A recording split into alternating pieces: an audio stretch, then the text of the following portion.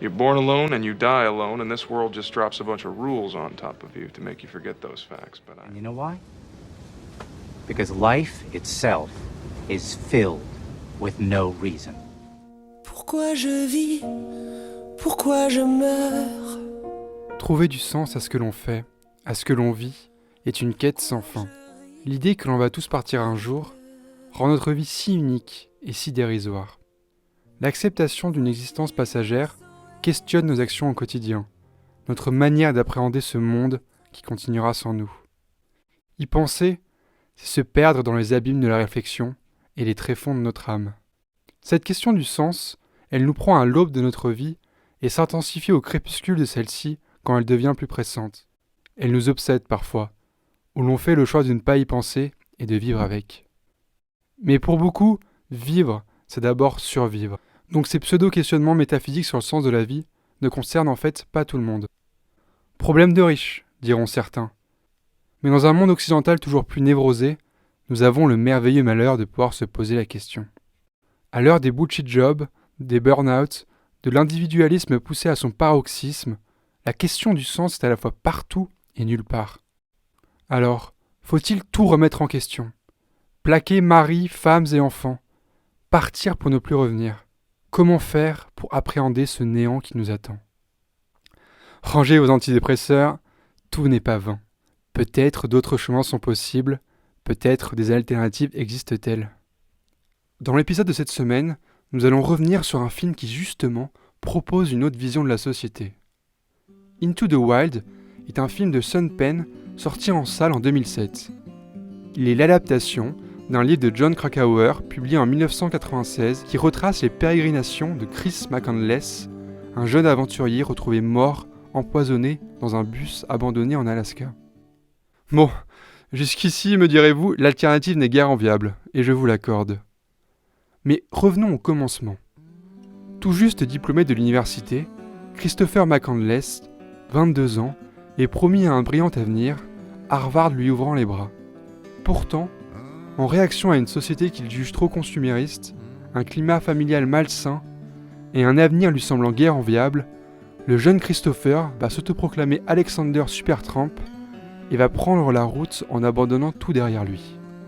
Des champs de blé du Dakota, aux flots tumultueux du Colorado, en passant par les communautés hippies de Californie, Alexander va rencontrer des personnages haut en couleur et traverser des paysages hors du commun où la nature a repris ses droits. Accompagné des livres de Thoreau et de London, il atteindra son but ultime en s'aventurant seul dans les étendues sauvages de l'Alaska pour vivre en totale communion avec la nature, et il trouvera refuge dans le fameux Magic Bus que la postérité rendra célèbre. Into the Wild est une invitation au voyage, une ode à la liberté et à l'inconnu. La quête de soi, la quête du sens poussée à son paroxysme, avec son lot de naïveté, de sublime et de tragique. En filmant ces grands espaces américains, avec une musique épousant les images, Sean Penn donne un souffle aux aventures d'Alexander, véritable clochard céleste qui semble tout droit sorti d'un roman de Kerouac. Le tout sans jamais idéaliser son propos, en ne travestissant pas le caractère indomptable de la nature, et en montrant quelque part l'hubris du personnage principal, complètement impréparé pour son aventure. En refusant l'avenir tout tracé qui s'offrait à lui, Alexander rejette cette société consumériste qu'il ne comprend pas. I don't want a new car. I don't want anything. Okay. Just these things. Okay. Everything has to be difficult. Thank you. Maybe Thank that's you. not what he means. On ne peut pas dire que nous avons évolué positivement sur les aspects qui révulsent le personnage principal. L'intrigue se déroulant en 1992, je doute que 2023 trouve grâce à ses yeux. Peut-être sommes-nous aujourd'hui plus conscients de nos tares, mais notre société surconsomme toujours autant, nous vivons dans un culte de l'apparence sur les réseaux sociaux, nous ne pouvons nous passer de nos écrans, et à bien des égards, nos vies sont superficielles. Comme un symbole, le Magic Bus, le refuge final d'Alexander, est devenu un lieu de pèlerinage suite au film. Des pseudo-aventuriers, inspirés par son histoire, vont désormais se prendre en selfie devant celui-ci pour alimenter leur Instagram et satisfaire leur ego. Il arrive même que des personnes décèdent en tentant de rallier le bus mythique à cause de leur manque de préparation. Cruel, mais la boucle est bouclée. Après, la critique d'une société auquel je participe allègrement est un peu facile. J'ai du mal avec les ayatollahs de la morale qui veulent imposer leur vision à tout le monde. Je pense que c'est avant tout une démarche personnelle. Participer à un monde meilleur, c'est avant tout être exigeant avec soi-même et tolérant avec les autres. Il y a des gens que je méprise beaucoup. C'est ceux qui sont indulgents avec eux-mêmes et cruels avec les autres, et plus encore avec les plus malheureux. Il y a des gens que j'admire plus que tout. C'est ceux qui sont durs avec eux-mêmes et doux avec les autres. Au-delà de ça, le film n'est pas une simple critique d'une société ou d'un mode de vie. C'est avant tout un cheminement personnel, une recherche pour apaiser des souffrances intérieures. Dans un livre sorti en 2016, sa sœur décrira un contexte familial ultra-violent qu'on perçoit dans le film, avec un père tyrannique et le mensonge omniprésent. Un des postulats du héros, c'est qu'il n'y a pas que les relations humaines qui comptent. Notre rapport à la nature, au paysage, aux choses est selon lui tout aussi important. But you're wrong if you think that the joy of life comes principally from human relationships. God's placed it all around us. It's in everything, in anything we can experience. People just need to change the way they look at those things. Mais partir, pour lui, était surtout une manière d'échapper à sa réalité et vivre une vie d'aventure et d'inconnu. Plus que toute autre chose, c'est probablement ce film qui m'a inspiré à 20 ans de partir un soir d'été. Gaël Faye dans les oreilles, lassé de ma propre médiocrité et de mon inaction, déjà, j'avais donc décidé de sortir de ma zone de confort et me plonger dans l'inconnu. En pratiquant le couchsurfing puis le woofing, je découvrais un monde et une richesse jusque-là insoupçonnée.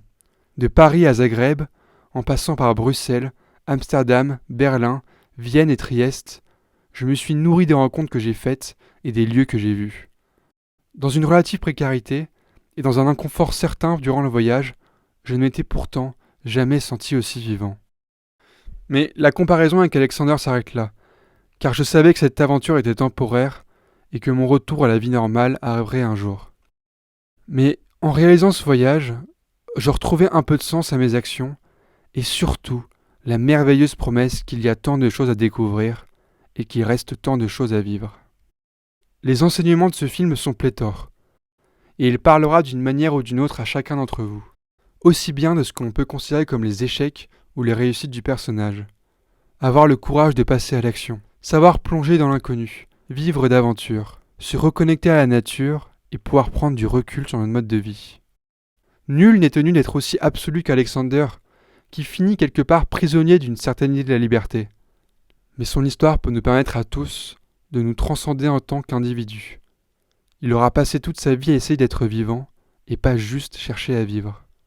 Peut-être la leçon la plus importante du film se trouve dans les derniers écrits de notre aventurier. Alors qu'il agonise, qu'il sait son heure venue, il utilise ses dernières forces pour graver dans son livre cette ultime phrase comme un testament, à l'opposé de ce qu'il a pensé et dit jusque-là. Happiness is only real when shared. Le bonheur n'est vrai que quand il est partagé.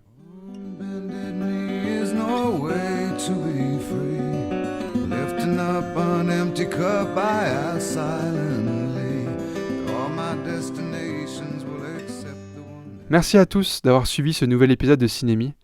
N'hésitez pas à vous abonner et à laisser un commentaire si le contenu vous a plu. On se retrouve la semaine prochaine pour le dernier épisode de l'été. À très vite.